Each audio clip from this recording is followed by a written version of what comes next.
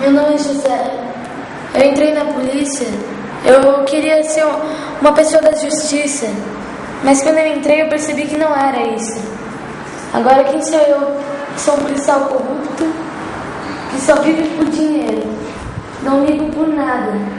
Pode ter mulher morrendo, marido matando filho. Mas eu só quero aqueles lindos dinheiros. Não importa com ninguém.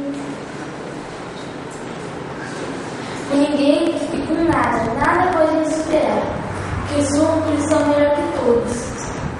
Eu sei, eu planejo. Se for preciso, eu coloco pistas para incriminar pessoas.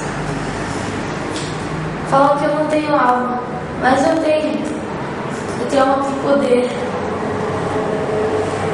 Eu quero dinheiro, eu vivo dinheiro. Tudo vai ser meu.